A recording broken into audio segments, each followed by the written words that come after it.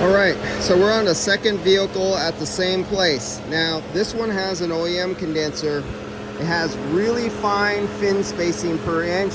It's like 18 to 20 fins per inch. And it has really small, thin, flat tubes in many of them. It's OEM.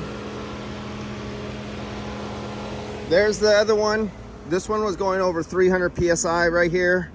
And it was only 74 degrees out. And it had an aftermarket condenser. And I was going like, hell no, no way that could be right.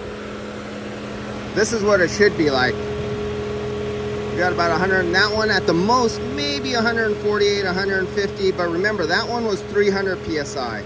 Cheap aftermarket condenser. They replace that aftermarket condenser, it'll be performing more like this one. That's what happens sometimes with some of the really bad aftermarket condensers. So this one's perfect, working really good.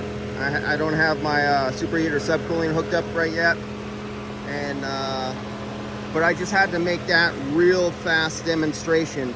Two vehicles side by side, one aftermarket really cheap bad condenser, one OEM really good condenser. Even though cars are apple and oranges on how they work, there's no way at 74 ambient temperatures that's supposed to be going over 300 PSI.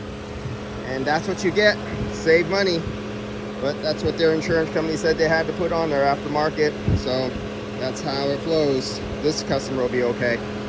All right, guys, I'll see ya.